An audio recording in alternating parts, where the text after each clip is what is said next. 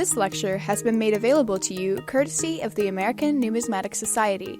So I'm here to introduce this particular long table, which was something that I have wanted to do for a while, is movies, books, because, all of you, members of the ANS, you're all very serious people, in particular my two colleagues here. But of course, you all have that situation, go to a dinner party and they all say, oh, have you seen this? And then they say, what do you think? And there is this expert opinion that is now requested of you as a coin collector, academic, or whatever it is.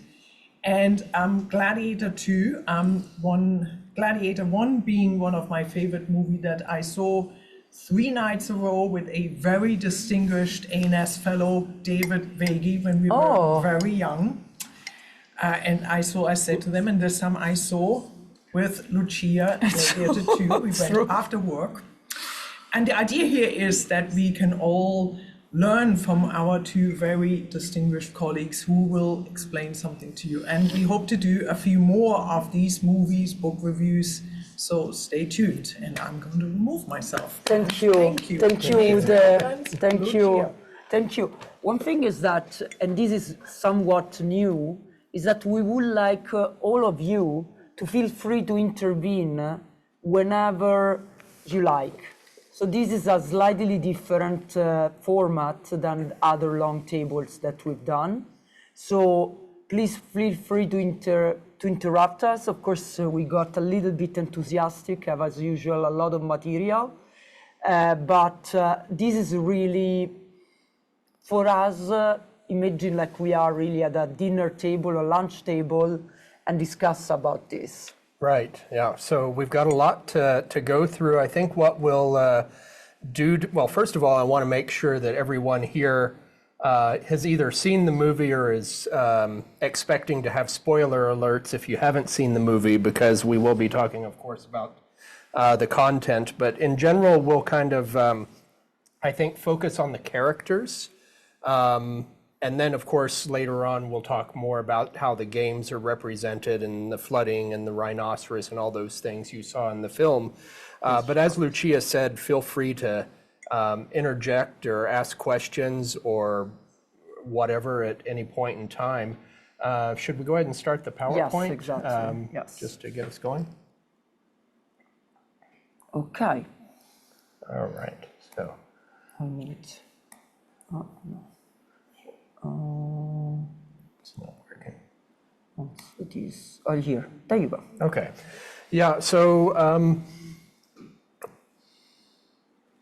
at the beginning of the movie, one of the things you see, this is what we're going to do, is kind of talk about it as historians. And of course, historians like to ruin movies like this in the sense that we critique them to death, right, Lucia? Yes. We look at them like historians and talk about what's wrong and so on and so forth. Doesn't mean it's not a good movie, but we'll talk maybe more about that at the end. But one of the things, of course, that was very problematic from the beginning of the film as a historian was this idea that Numidia was not yet part of the empire. Yeah. Did you want to talk more about that? Yes, Numidia has been a province of actually was part of Africa Proconsularis, which was a province instituted by Augustus in 25 BCE. So was one of the first things he did, actually. Yeah. So putting together Africa Vetus and Africa Nova. And then later on, Numidia became a province on its own, actually under the Severans. So there is some relevance under the Severans, because of course, and as we will talk about, of course, the Severans were from Northern Africa. So probably not as blonde as they are represented. But as you will see, there is a reason for that. So Ridley Scott was not entirely wrong. And this is what we're going to show you. So as I said, there is a point. For sure, Severans had a great interest in Numidia, so much that they made it an independent province, so detaching it from the rest of Africa. But there was no need to conquer Numidia. Yeah, it was already done. Yes, also because the Numidian knights, the Numidian cavalry was really a very important part of the Roman army. Right. Yeah. Anyway, please let's move on. Oh yeah, and right before we talk about the characters, which I think is going to be a fun topic. Yes. You know, of course, we want to talk a bit about some of these great CGI views of the city and the Colosseum that you see in the movie. And of course, the Colosseum is the main venue for gladiator games and combats in the city of Rome during the Empire. And you see the Colosseum as it is here. And of course, you have Colosseum Cistercius, which is pretty rare. I can't show you the one that's actually on the screen here, which is really good because it's on loan to the Met. A moment. But I can show you the other one we have coin. here at the ANS. It's not as great an example, but you can see. Yeah. Oh, no, you're right. Yeah. No, this is the right. But yeah, you can see the Colosseum here. And if this were better preserved like the one that I showed you on the screen, you could see the statues and everything else like you see in the one on the screen. And it even has the little masts at the top for the velarium, the awning as well. Maybe we can switch back to the PowerPoint. Okay, yes. Sure. Yeah. And there you go. Yeah. So one thing, though, that Ridley Scott did not incorporate in this film is the fact that Rome was a very painted city. You know, if you were to go back in time, they say there were a few things that would strike modern people about the ancient world, and one of them is the color. Everything would have been very brightly painted. This idea of white, marble, stone, as you see here, both in the statues and the facade, is not correct. We now know that the Romans garishly painted everything. So just to give you a couple of examples, here's the famous relief showing the spoils from the Jerusalem temple paraded through the city of Rome from the Arch of Titus. This was an outdoor sculpture. You see it there in reconstruction, how it was painted originally. And even the Areopagus, another outdoor monument, you can see originally very brightly painted. And even the statues. So think about these 360 statues that decorated the arcades of the Colosseum. Those too were very brightly painted and probably would have looked very garish to modern eyes, like the famous Augustus of Prima Porta even, as you see here. Yes, and this was typical also for the Greek statues. Yeah, exactly. Because, for example, I remember in the Museum of the Acropolis, also all the archaic statues have those chori with those very, very brightly colored hair. And this idea of Rome, the classical world being white in terms of statues and derives from neoclassicism. Exactly. So like the Canova, all of these, all depicted them all with this beautiful, I love neoclassicism. Yeah. I mean, I don't know what you think, but I love it. But yes, even when they found the statues in this period, if they had paint on them, they'd wash it off, right? Yes, because of course the West was not the way it's good enough. supposed to be. Yes, exactly. So this is one thing. So they made, and Nathan, last time we discussed it a little bit, when the first Gladiator first was done, still it was not really so widespread notion that the statues were actually colored, even if we knew already that, because I mean, the statues, for example, in the Acropolis Museum, they have so clear, or terracottas are clearly and maintain all these things. But this idea that they were all covered, they were all painted, was not as clear as it is today. Right. So this is, so the garish again. Yeah. So one thing is that, and I think that Nathan love it too. I love these colors. I mean, this is actually not perhaps even so far. For example, the red and the golden was not so far from actually the way they were. They used to dress. For example, the emperors. Right.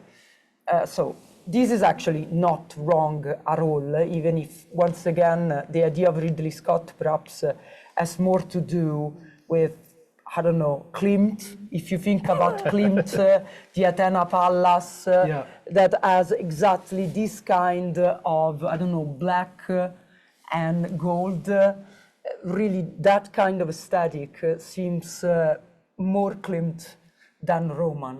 This is my impression, but you can tell us more. Right. Yeah, so I think one of the things Lucia and I thought was both really kind of fun, but also offensive if you're looking at it from a historical point of view, is the way that Caracalla and Gaeta are portrayed as these absolutely crazy and mad kinds of individuals.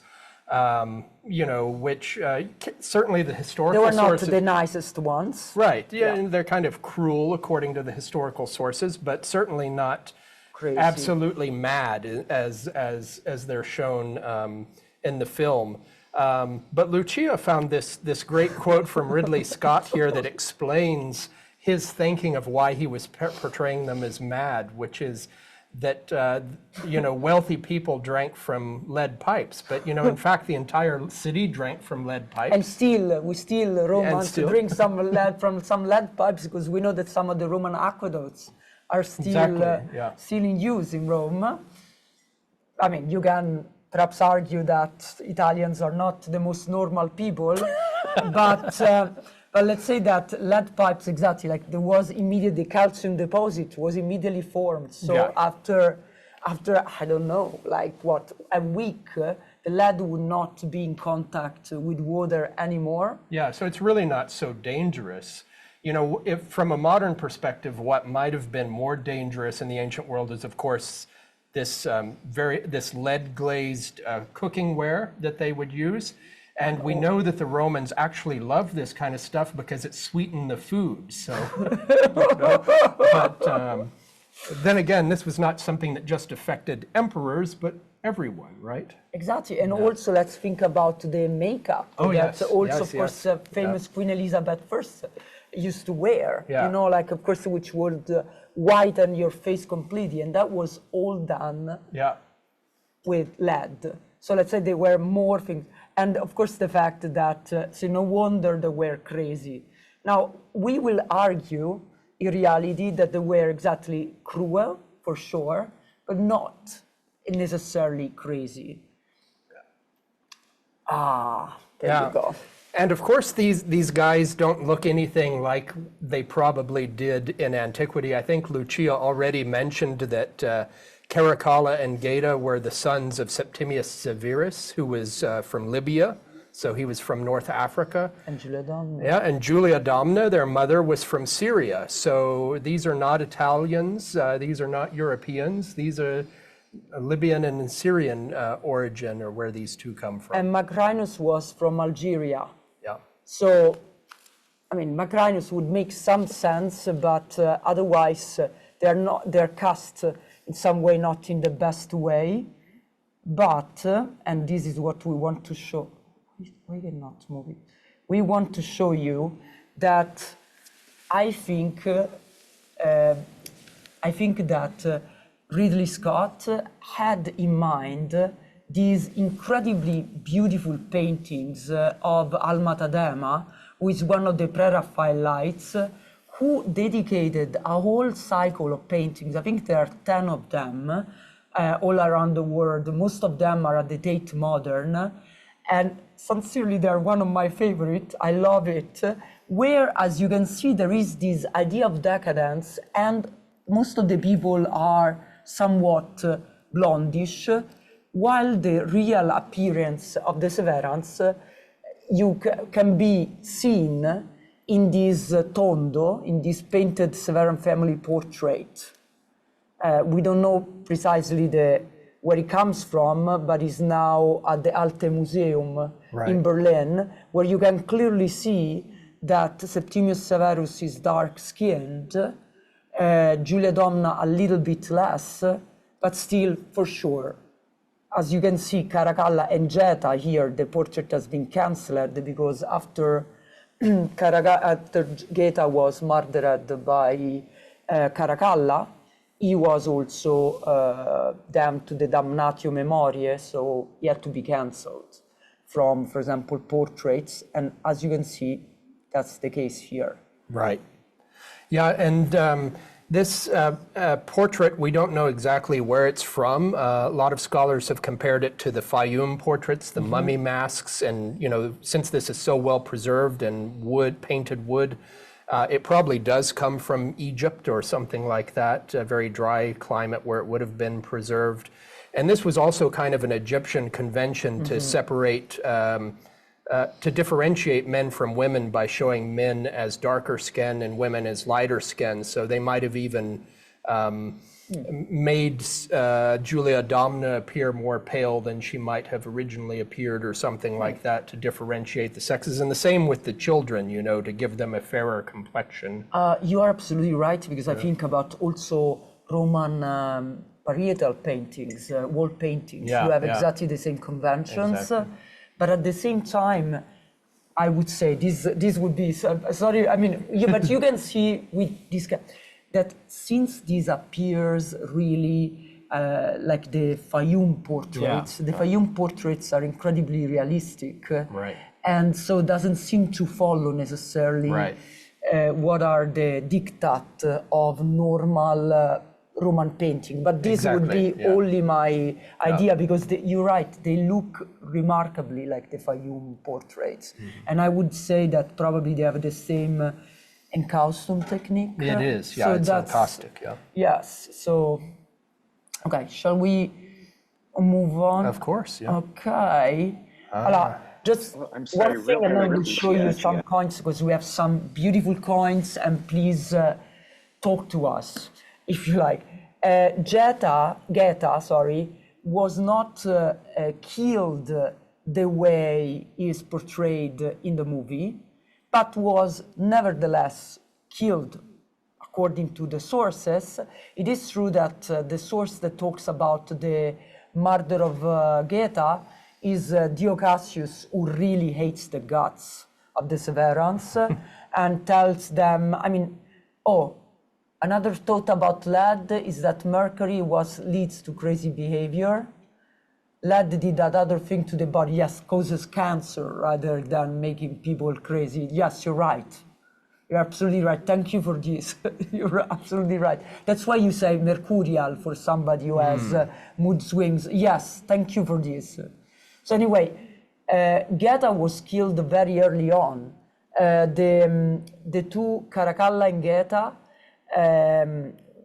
got the power in 211, and Geta was immediately killed at the end of that year, during the right after the Saturnalia, so which is basically around this time of year. Right.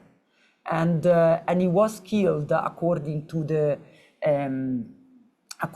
Dio, while in the arms of Julia Domna, of their very powerful mother, that remarkably is not in the movie at all. One thing, sorry, and I don't want to, is that Caracalla, just to say one thing, Caracalla was enormously cruel, was indeed killed not directly by Macrinus, but by instigation of Macrinus, not in Rome, but in Carrhae, while he was battling against the Parthians. But Caracalla did something absolutely fundamental. And so this is important, like the Constitutio Antoniniana is what made all the people living within the borders of the Roman Empire Roman citizens, with the exclusion of the Deditici, where other people who actually surrender completely to Rome, or for example, slaves that were freed but had done something wrong at some criminal record, and so could not really given the citizen rights that were usually given to citizens. So basically it was everybody from this moment on is a Roman citizen. So this is really a watershed in the history of Roman Empire. This is all Caracalla. And Caracalla also created in some way a sort of temporary solution to the debasement of the denarius by creating the Antoninianus, so a double denarius. Right. Yeah, and I think that's, to bring it back to the film, an interesting thing as well, because, you know, there's this subtext in the movie that, you know, the kind of main character, Lucius Verus, who is the son of Lucius Verus, but then we learn by Maximus, you know, there's that kind of intrigue there. That, you know, there's this need to reform Rome, to be more inclusive, all of these kinds of things that harken back to the same kind of underlying message of the first movie. But as you point out, you know, Caracalla actually it was pretty inclusive in making everyone a citizen. Now, yes, of course, we can debate the motives there. Some have suggested it's for tax revenue and things like that. But, you know, these are, of course, much more complicated historical figures than the movies, and even the literary sources often portray them to be.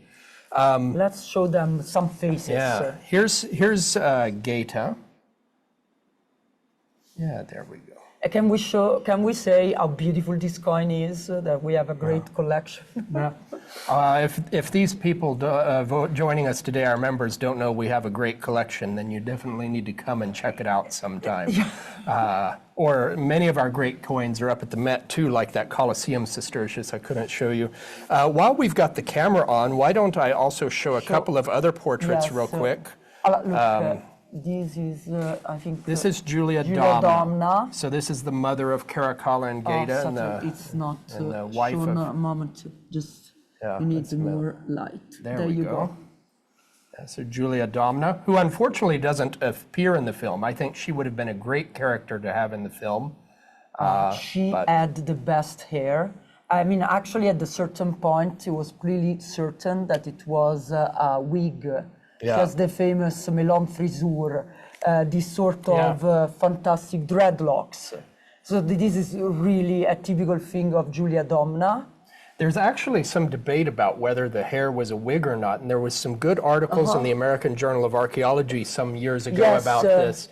And I actually had a student who worked on this project for her paper, and she styled her fellow classmates' hair, and so she actually showed how relatively I won't say easy, but possible making the Julia Domna hairstyle is. So as they did with the Caryatids, basically, when they styled all those girls' hair like the Caryatids. That's fantastic. I didn't know that. That's fantastic. Okay.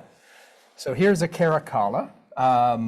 And while we're at it, I'll just go ahead and show you the reverse. We don't have much in the way that references the Colosseum on Caracalla's coins, but of course we famously have the Circus Maximus represented, and you can see it's very similar to Trajan's Circus Maximus representation, the elaboration on this side of the starting gate, which is what Caracalla rebuilt.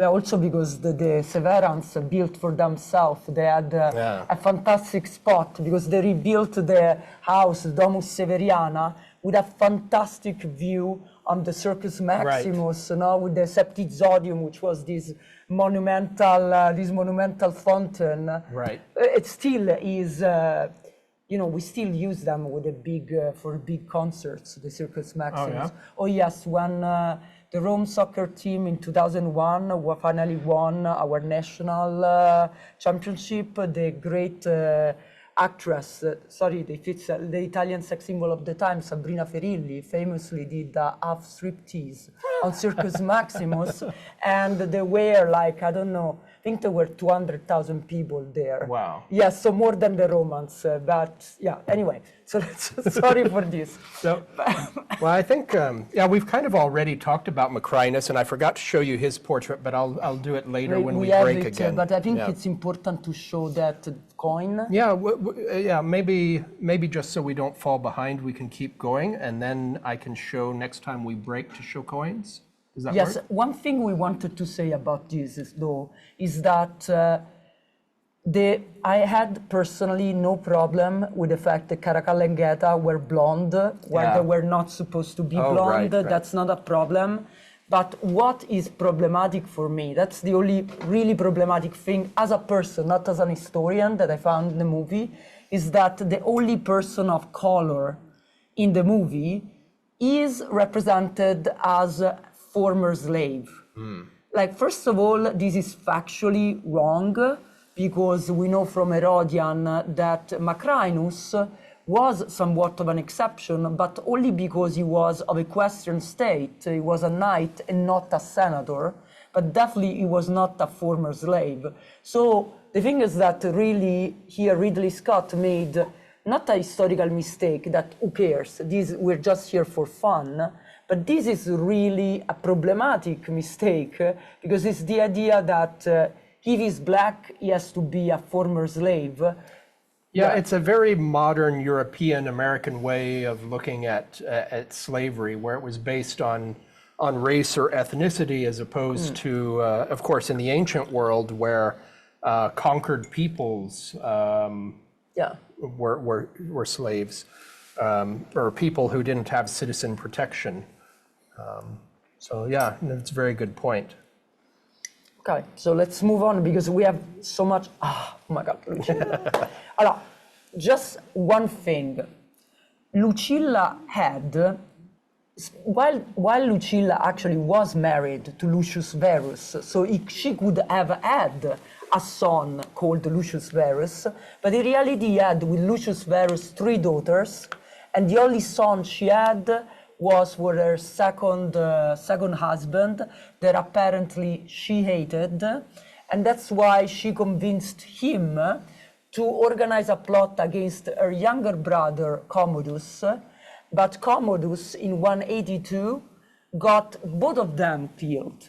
So in reality Lucilla, that represented as well and alive, no, perhaps not so well, but alive under the Severans, was, on the contrary, dead since 182. Yep.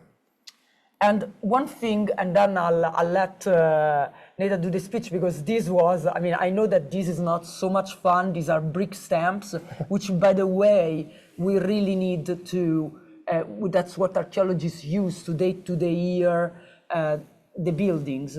But the thing is that Lucilla and all the family of Lucilla, even the mother of Lucilla, and so the grandmother of Lucilla, Lucilla Domitia, they had the most important figline, the kiln factories, in Rome, outside of Rome, the figline Domitiane and Fulviane. So basically they have the monopoly on the building material used to build Rome. Imagine the power, okay? And this went from woman to woman in that family. And while it's true that the Severans definitely didn't kill Lucilla, it's true that the first thing they did is making sure they got the figline that were once owned by Lucilla, because as you see here, I mean, like I know it's Latin, but you see brick from the Domitiane Maiores, which was the kiln factory of the Lucille, belonging to our rulers, and our rulers double are the double emperors, so Geta and Caracalla. So they made sure, so something they did, they didn't kill her, but definitely they got the figline. So, yep, good. Okay. Yeah, so I think some of the most talked about things in the movie are these kind of spectacular battle scenes that you see. And of course, one of them, which is both anachronistic and absurd from the perspective of a historian, is that they flooded the Colosseum for a naval battle and also had sharks in it. In reality, it was impossible to flood the Colosseum, at least at this point in time, because this is the 3rd century, and when you go to Rome today and you visit the Colosseum, you see that there's substructures. So above these substructures was a wooden floor, and there were trap doors so that the elevators could come up and let cages of animals loose, or gladiators could come up, or stage equipment for the hunts in the morning or something like that. Would have been impossible to flood the Colosseum once those were installed. However, there are ancient literary sources that describe very specifically by an eyewitness, the poet Martial, yes, the the flooding of the Colosseum for a small-scale naval battle during the reign of Titus, or maybe early in Domitian's reign. But it was Domitian who installed the substructures. So apart from those earliest games, it would have been impossible to flood the Colosseum. You're absolutely right. But it's also true that this was made possible by the fact that the Colosseum was built in the place of the former artificial lake of Nero, of the Domus Aurea.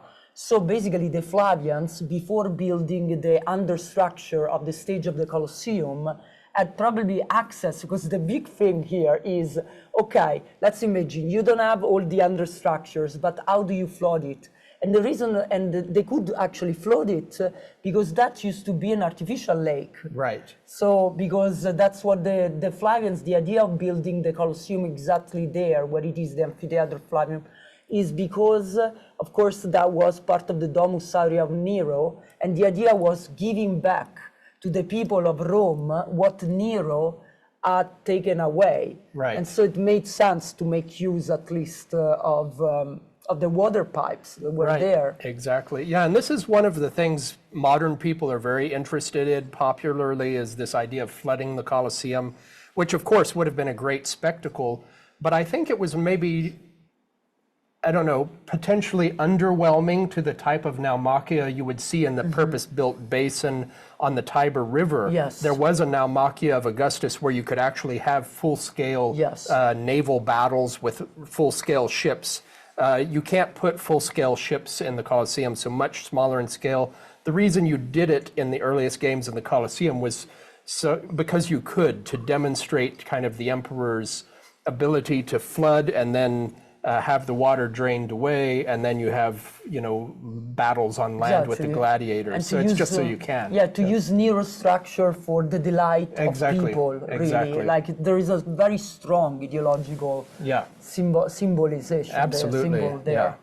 Okay. And of course, if you can see here, and you probably saw it in the movie, there were a few stills, but yeah, there's sharks swimming around in here. And of course, there's no way the Romans captured sharks and put them in here. So that's complete Hollywood fiction.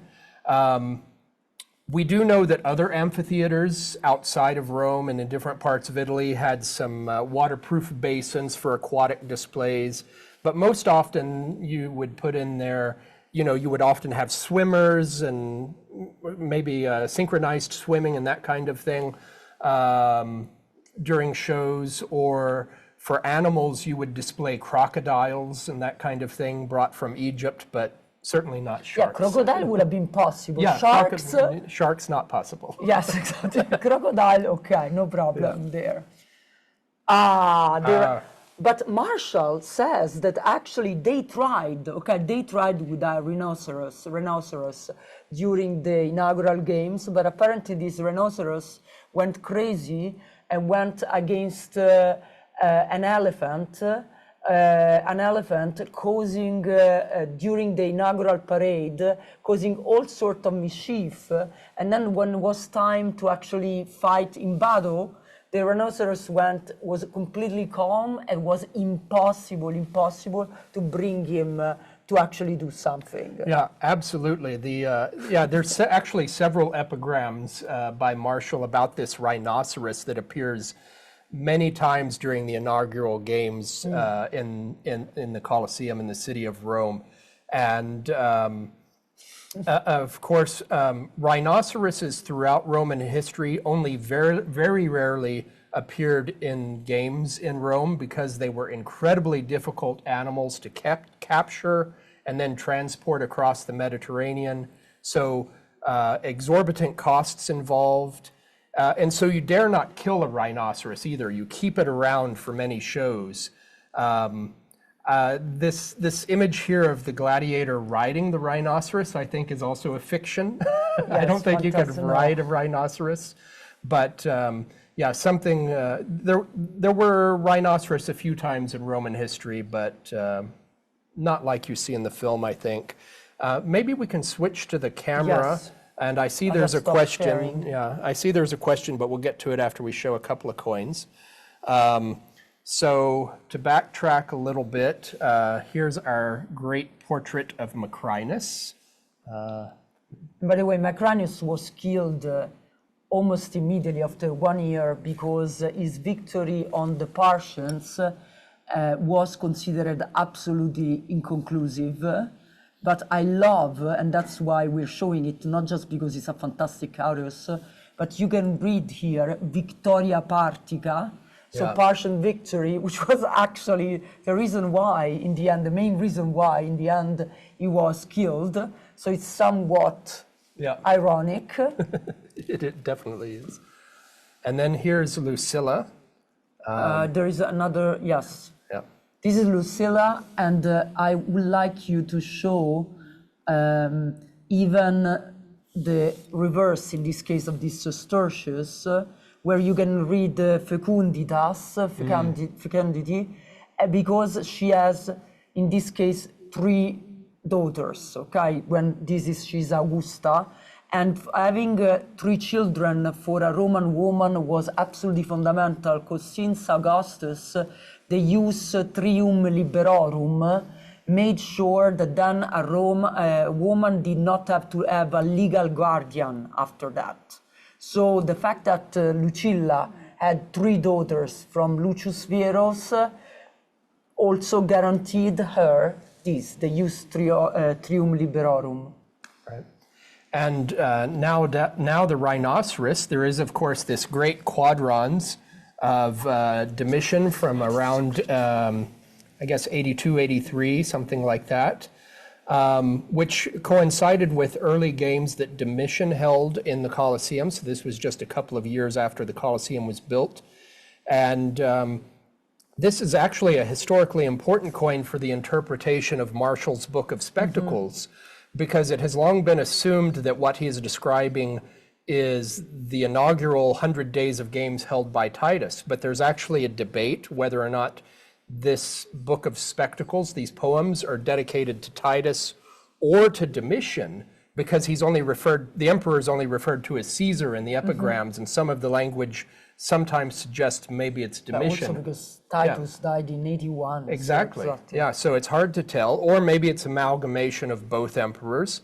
But the fact that you have a rhinoceros on these coins of Domitian has led some scholars, such as Ted Buttrey, who wrote an article in the Journal of Roman Studies many years ago, arguing that, in part, this evidence of the coin, because rhinoceroses are so rare in exhibitions in Rome, suggests that the Book of Spectacles was dedicated not to Titus, but to Domitian. Of course, the other possible interpretation of this, as I said, they're so rare and expensive, is they kept that rhinoceros around for years. And so he performed many times in the Colosseum. But anyway, great coin. By the way, our Liberty, our great membership responsible, let's say, the one that speaks and help us all interact with you, who tells he's willing to give a long table about the reason why it's impossible to keep sharks in the Colosseum. Additional reason, I love it. Yeah, okay. That's great. Okay, so, okay, there you go. All right. Next one. So what's... Okay, next one. Oh, yes.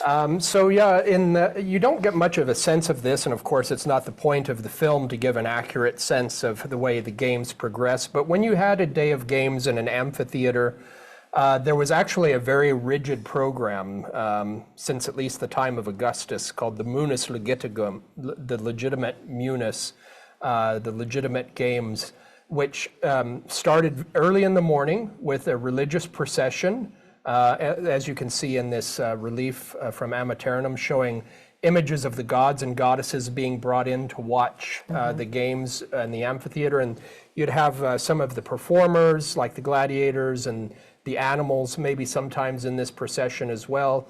And then the games would start. And your entire morning would be filled with what we call venationes, the animal hunts.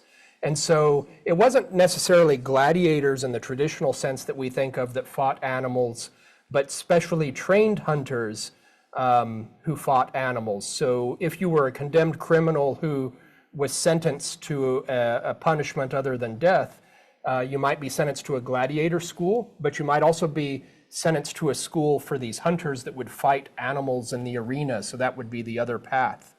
And so here, you in this Megareus mosaic from North Africa, you see these trained hunters fighting leopards. And you notice that there's labels on these leopards. They have their own names, and we do know from ancient descriptions that the Romans loved rooting for the animals oftentimes in these hunts. They had more sympathy for the animals than the people, which I think many people can relate to, right? Sometimes. I don't know. Yes, I think when there was, because of course there were also not only these combats, but also the venationes, but were also the damnationes ad bestias. Yes. So that in that case, I mean, so there were people actually fighting and trained to fight, but also the Romans liked in this, like this meridianum spectaculum, like in between shows, to have some other minor show, which were these executions. Exactly. And some of them were the damnationes ad bestias, where people damned to capital punishment would have been killed clearly, not eaten necessarily, by wild beasts. Right. Yeah, so during the morning you have these hunts. Sometimes you make animals fight each other, like the rhinoceros who fought all these cattle and things, and bulls in the arena during the inaugural games. But also, as Lucia mentioned, you have at lunchtime after this, no, seriously. No, my thing is that is the horror. Yes, horror. I think about Seneca, who of course would always go there, which is always talking about is so beneath everybody any sense of honor to go and see these shows. But of course he was always there, because every Roman would go. Because this is the idea: is the respectable Romans leave for lunch and have lunch outside the theater, and then the non-respectable citizens stay and watch the gruesome executions, because that's just wholesale death, right? And there's no sport in it. And the Romans really made a spectacle out of this. Damnatio ad bestias, other types of punishment, capital punishment for non-citizens in the Roman world, included crucifixion or burning. And the Romans often combined these different kinds of punishments in the arena. Double fun. So like you see here on this terracotta flask, you see a man who's tied to a pole or crucified, you might say, and then has this bear let loose to rip him apart. And we have these kinds of descriptions from the inaugural games. Often they do this in the guise of myth too, where you act out a myth. Yeah, like Prometheus, for example. There are these Prometheus whose liver was always eaten up by an eagle. Yeah, and then they let a bear loose to rip apart this guy that's crucified. Actually, probably not terribly dissimilar from what you see here. Others, they would reenact the immolation of Hercules, burning a man alive. Who's portrayed as Hercules. So anyway, clearly this is an uncomfortable subject. So no. Sorry. Just one thing. We'll just. But for example, the fact that the gladiators' combats were called munera, which means like presence, is because the gladiators' combats were usually at first fought during funerals. Yeah. So they were basically like special funeral games. And actually, this is one of the ones I love. The worst insult for a gladiators would be being called bustuarius, where bustus was the funerary portrait. So basically, a bad gladiator is a gladiator that is good only to play at funerals, not to play in an amphitheater. So like, it's, I don't know, a grave digger gladiator, a bustuarius. Right. Before we do the coins, I just had one last set of images to show you. So after the executions at lunchtime, what you have throughout the afternoon is kind of the highlight, which are the pairs of gladiators that fight one another. And there was a whole different set of different gladiators and traditional pairings of different kind of armed gladiators that would fight, which we don't need to get into.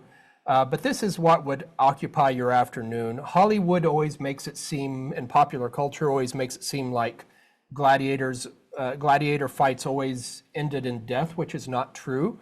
Remember, these are highly trained slaves with the best doctors. They're very expensive. So, just wholesale death is not necessarily a good show. So many gladiators lived to fight another day.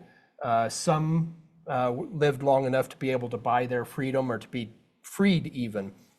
One of the things you also see in the show, in the movie, is the gladiators are often fighting without helmets. That's of course Hollywood, because we want to see the actors' faces, right? But the Romans, in fact, used these very dehumanizing kinds of helmets that covered the face, perhaps so that maybe the crowd didn't have so much sympathy for them. So you can see, for example, the Murmillo helmet from Pompeii here, and then over here on the left, a Thracian gladiator and how he's armed also with that kind of helmet. One of the things you might see in Gladiator II, if you're paying attention, is a lot of the imperial bodyguards are wearing helmets like this with a face mask. Yeah, and you also see this in the original Gladiator, this figure, Tigress of Gaul. This is completely inappropriate for gladiators. These are cavalry parade helmets, as Lucia mentioned, like you see, like the famous Crosby Garrett helmet that was found. These were only used in Roman cavalry parades. They were not used during actual combats or by gladiators. So that's something, again, just an invention of Hollywood. But we have some coins here of related to the games, and I just wanted to show you a few things. This is a coin of Regulus in 42 BCE, and his other coin celebrates the aedileship of his ancestors, and one of the roles of aediles was to sponsor games, and so here you have a venatio, an animal hunt, as would occur either in a circus or an amphitheater. And so you can see one of these trained hunters fighting a lion there. In the background, we have another one fighting a panther. And then we have a boar over here. Did you want to say more about that? No, I wanted actually to show this other coin, Which one? Other Republican coin. Oh, I think I put that one away. I'm sorry. You already put it away? The Didius coin. Yes. No, I'm sorry. I put that away. Okay, that's Yeah. okay. Yeah. Because there was, okay. You want to go ahead and talk about it? No. There was the Didius coin that we actually, we will send this, but anyway, is a coin where you can see a person with a whip fighting against somebody who doesn't have a whip. So the gladiators were using several different weapons. The only weapon that they could not use was the whip, because anyway, these were, unless they were doing a venatio, but in combats in Munera, they could not use the whip, because the whip is for animals or slaves. You cannot have it between peers. So actually, for example, when you, for that coin that represents that man with a whip, the idea is that Didius was a descendant of the praetor who was able to quench the slave rebellion in 133 BCE. And so it represents, because the one with the whip is a Roman soldier, actually.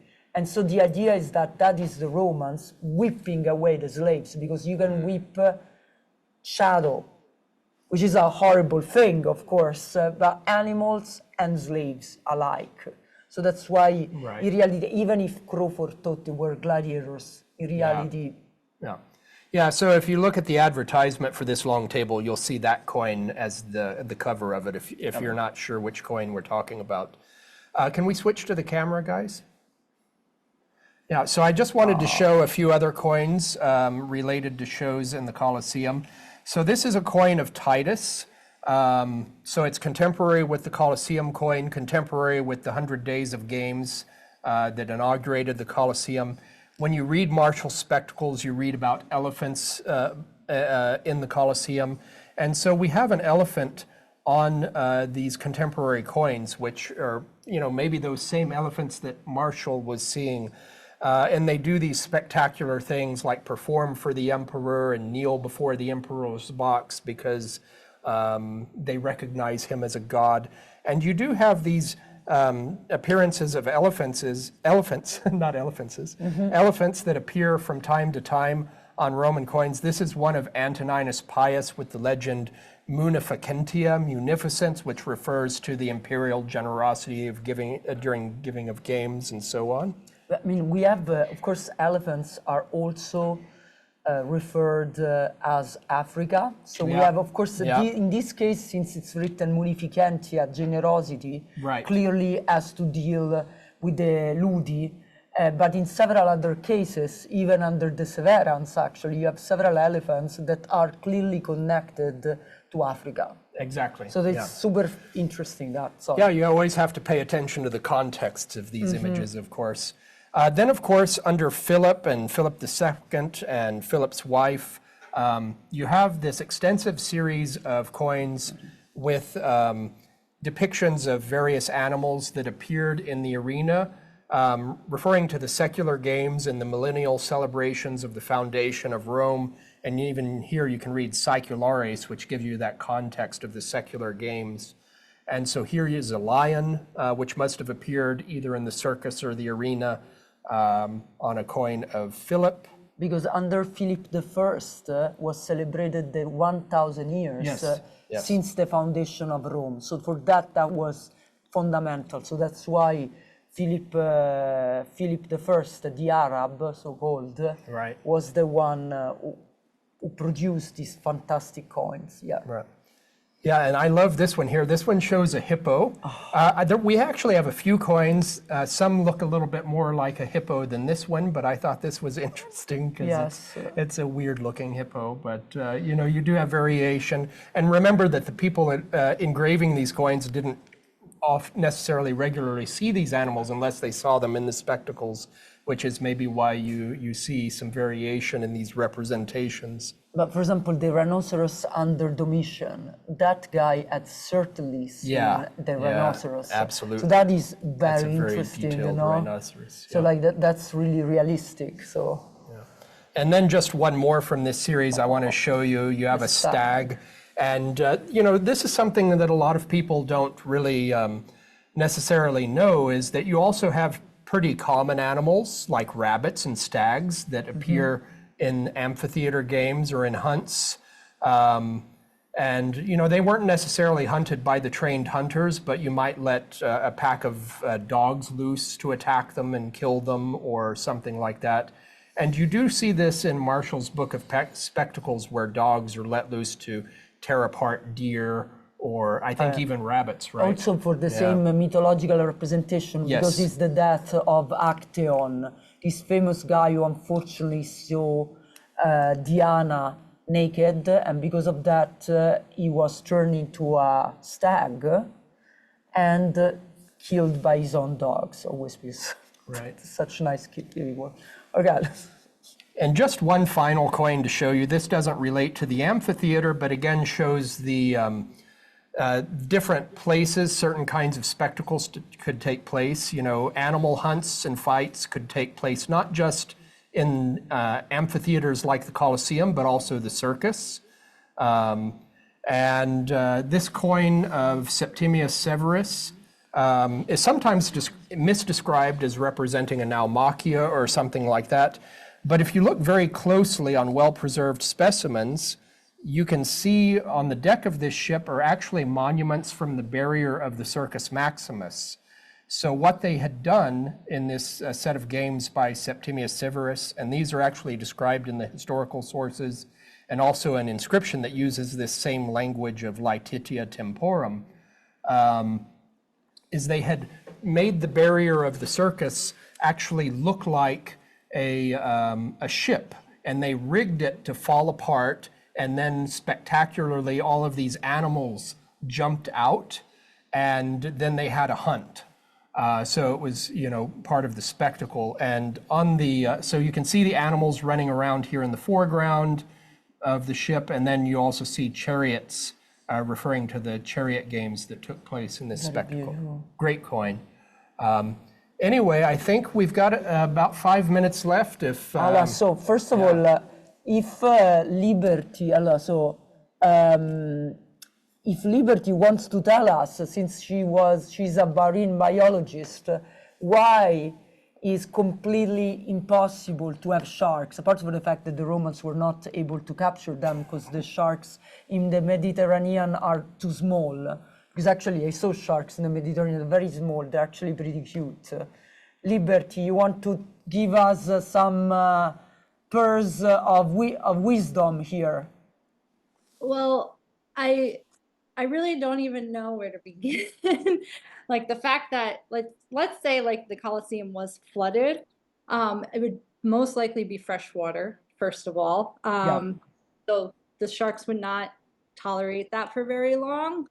They could survive a little bit depending on the species, but again, probably not acclimated appropriately at all. And then also getting the sharks from the ocean to the Colosseum, they'd have to be transported in water. They'd have to have air supply. The aquarium science is not there. That's pretty much it. Thank you. One thing, one of our, thank you so much, Liberty. One thing is this, one of our members tells us about the Ludi Seculares. Of course, the Ludi Seculares per se took place every century. So that's why, of course, Philip the Arab is 248, and you have Antoninus Pius in 147. But the ones under Philip I in 248 were particularly important, and that's why they're so celebrated on coinage, because of the fact that they were celebrating not only the turn of the century, but actually the 1000th birth date, let's say, of Rome. I don't know, like Ben wants to show us the image of the denarius. Okay. So this is, okay, so what... I don't know what we do. You can do it for us, perhaps, or I can do it. Let's see. No, you can't do it. Yes, he is doing it. Great. Okay. So this was, I think all of you perhaps can see it now.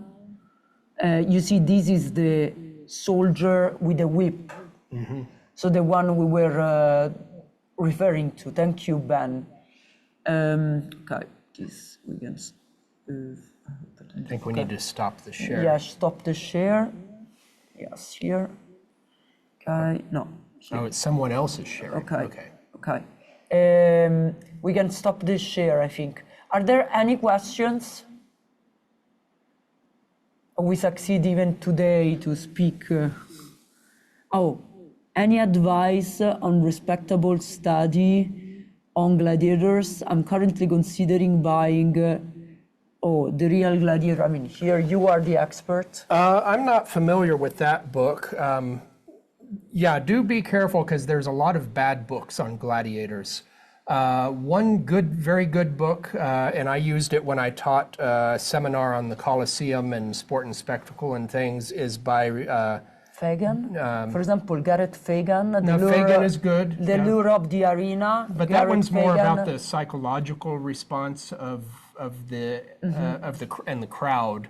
But if you're wanting about gladiators directly, I think it's just called Gladiators by Dunkel, D-U-N-K-L-E. I think his first name is Roger or something like that, but that's a very good book.